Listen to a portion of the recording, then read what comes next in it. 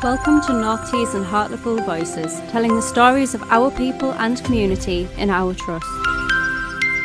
My name's Elliot Kennedy, and with me in the studio today I have Stacey Hunter, who is the Chief Executive. Good morning, lovely to be with you this morning. We know that the finances in the NHS are always a hot button topic. Can you provide an overall view of the current financial picture within our group? Yes, I can, and I think it's fair to say, and I'm sure your listeners will have seen this, certainly in the news in the run-up to the general election, but our NHS finances are in quite a challenging place, and as a health service, put simply, we're kind of spending more money than is available, and that's at a national level, at a regional level, and for us, across both of our trusts. So that includes North Tees and Hartlepool. Over the short term, we continue to see the extra money that we got during COVID that was made available to the NHS is being removed, and you'd expect that given that we've responded to that period of time, and the NHS is resetting the finances back to a level that's affordable for the taxpayer. Since the pandemic, all areas of the NHS have seen really significant increases in the number of people who work with us, gets termed workforce, and obviously the cost of that. And as the growth in people has outstripped the growth in the activity we do, there's a lot of focus on the NHS around how do we get some of that productivity back. And productivity is not a word necessarily everybody likes because it sounds quite judgmental, but actually if you go back to the UI, our families, our friends, pay for the NHS, I think we would all agree that it's really important to make sure that we get the absolute best value out of the pounds that we're spending. And in a way, that's all productivity means. So what does it mean for the staff, the patients and the region? No, it's a really good question because actually since the formation of integrated care boards and integrated care systems, so that was back in 2022, there's a legal requirement on all partners in that system to work together collectively to make sure that the entire system can achieve financial balance. And we're part of that system alongside others in North East and North Cumbria. In our region, we've got an underlying financial deficit of around £500 million. So again, put simply, that means at the moment across the hospitals and services, we're spending £500 million more than we've actually got. So there is a system-wide recovery plan that's being developed, looking at different ways of working that are better value for money, and are looking at scale across the system. So things like procurement, so when we buy things, if we did that together, can we get better value because we're buying more essentially, and looking at our care delivery across elective, our planned services and non-elective. So as a group, we're part of that system, and North Tees and Hartlepool obviously a really key part of our group. And we've also got to look at locally what opportunities are there to work in better and more sustainable ways. I hope your listeners have heard of our clinical board, so some colleagues from within North Tees and Hartlepool as well as South Tees who are helping us think about our services in the future and whether or not we can design them in a way that allows us to invest on a more sustainable footing.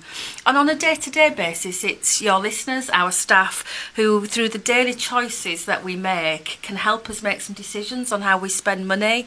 We all want to give our patients the very best care all of the time, and that includes having to make best use of that precious kind of finite NHS pound that we've got available to us.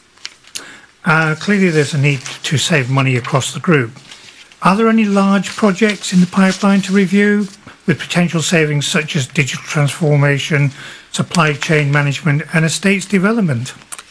Yes, I mean, you're right. Every year there's a requirement on all of the NHS trusts to make efficiency savings. And with the current local challenges that I've described to you and the national challenges, the opportunities that we've got as a broader group, so when we think about North Tees and Hartlepool Trust together with South Tees, gives us a bit better opportunity actually to think about some of those things at scale. So together we have greater access to combined resources, whether that's our staff, our hospitals, our community sites, and the opportunity to review the way that we're working and make sure that we're prioritising our capital investment, for example, in the right ways. Each of our care groups here at North Tees and Hartlepool, and our clinical collaborative groups across at South Tees, and all of our corporate services, so things like our finance teams, HR, are all working hard to deliver their own efficiency programmes. So all of our managers out there will know what their efficiency target is, and they'll have a programme of work that is aimed at trying to deliver that. In addition to that, you've asked about larger scale projects to think about what are some of those new opportunities, and I've mentioned a couple. So procurement, we spend a lot of money, and actually if we look at procuring things together across our group, we should be able to get better value, because a lot of our contracts are based on volume for the obvious reasons. A bit like if you and I shop, often if you're in the supermarkets, if you're prepared to buy 3 of something, you might get it for the price of 2, and it's that kind of concept that works. We're also looking at digital, as you mentioned. How do we get the best from distributing our care and advice sometimes through digital means rather than always through face-to-face? And we're doing a huge piece of work on how we can reduce the costs of our temporary staff, so our bank staff and our agency staff. And I must say here, we'll never be without them. We will always have a need to use some staff in that way. But as we, if you like, increase the number of permanent staff we've got, and we've definitely increased our permanent staff in the last 3 years, and at North Tees and Hartlepool, we've an additional 450 whole-time equivalents in 3 years, which is a lot of people. Now, I'm not saying there isn't a lot of work, because there always is, but it's actually how do we learn to live within that resource and get the work done that way. Now, we all know that University Hospital North Tees is in need of constant repair. How much does it cost, and are you still pursuing a new hospital to replace North Tees? It's always topical, isn't it? Capital in the NHS, which is just the name we give to any investment over £500,000 is known as capital. So for buildings and things, you're always in that territory. And yes, all our hospital and community sites across the group, including University Hospital North Tees, where we're recording this today, are in need of constant repair. We spend a huge amount of our capital budget that we have available every year doing that maintenance and what we often call backlog. So those repairs that our staff out there will be aware of. But that gets harder as the buildings get older and the way we deliver healthcare changes. It becomes really difficult to maintain the sites, and it is really clear to us that a new development is needed at this particular site and in Stockton. We have to be realistic that the national pressures on the amount of capital funding that are available, and obviously we've got a new government, there'll be further details I'm sure to emerge over the coming months, but I think what we won't hear is that we're awash with capital funding for public sector. So we've got to put ourselves in the best possible position to be prioritised to receive that funding. So I referred earlier to the clinical boards and developing a joint clinical strategy, and that's so that we can then produce our business case for the North Tees site, but that's taken account of that joint work. Because in the past, some of the constraint to getting access to money has been, if you like, people having not seen what both of the trusts would do together and what that might mean for what you needed in hospital terms at this particular site. So we're huge priority for us, and we expect really as we get into April next year to be able to be progressing that business case at that point. Now, again, to tell your listeners, it takes a long time to progress a business case just to manage expectations, but it's really important we get on with that because, as colleagues will know, we've got some parts of our estate that make it very challenging for our colleagues to deliver really high quality care and get the experiences that patients need and want, and actually the experience we'd want for our staff. Now, I suppose an important question is, how can staff do their bit to reduce the costs? Yeah, no, it's a great question, and actually our staff can make a huge difference. As I've already said, it's that daily choices that we make on how we spend our money. And we need to remember, all of us, that we've been entrusted with a really precious thing. You know, our share of a very limited NHS budget. As I've already said, your money, my money, Mark's money, our friends and neighbours' money. And for every pound we waste, there's a pound less that we can spend on patient care when they need it the most. So some really simple stuff, and I know colleagues are really helpful with this, but the stuff that you would do at home, so switching off lights when you don't need them on, switching off your computer, making sure taps are turned off, those kind of housekeeping things. And I always laugh because it's the things I can hear my grandmother saying to me when she used to look after me in the school holidays about, you know, closing doors and turning off lights, but they are really important. I think the other thing is, colleagues, and this will depend what role you do and what team you're in, but be aware of what things cost. You know, we'll all be consuming things during the day. So, for example, if you're going to open a pack of something and there's 10 in them, and actually don't just use one and then throw the rest away, and be really mindful of those things. For some of our clinical colleagues, things like there'll be choices around which sort of dressings we use. Some will be less expensive than others. Whilst we'd always want to make sure we're using the right products, there are sometimes cheaper alternatives that do just as good a job. And then the other thing we'd say to people is, actually, you will know your services really well. You know, people who work here day in, day out in the jobs they do understand how it works in their teams and their services. And there may well be different ways to do things. There may well be ways that are better value for money, take us less time, are more efficient. Or there may be ways to join things up that we don't always, you know, from my position, you wouldn't necessarily know about. So we're really encouraging colleagues to think about that and put their ideas forward in their teams. And I think we can do the other ways in which we do our best is by doing the things that our teams do all day, every day. And if you provide high quality, really good clinical services, do our very best for patients, then we reduce harm that comes from, you know, the things that we're doing. And if we have the best waiting times and the best length of stay for people that are in hospital, and in our community teams get people in and out of our services, you know, as quickly and as efficiently as possible, all of that helps us spend our money in the right way. And a couple of other things I've talked about is actually, how do we work better together to reduce that premium cost around our agency spend in particular. And I don't want to undermine the contribution that some of our staff who work with us on a temporary basis make. They can make a really big difference, but the reality is it does cost us more money. And as I go back to, we've hugely increased the number of whole-time equivalent permanent staff we've got, and we've got to find a way to start doing the work we've got to do within that, you know, extra number of staff that we've already invested in.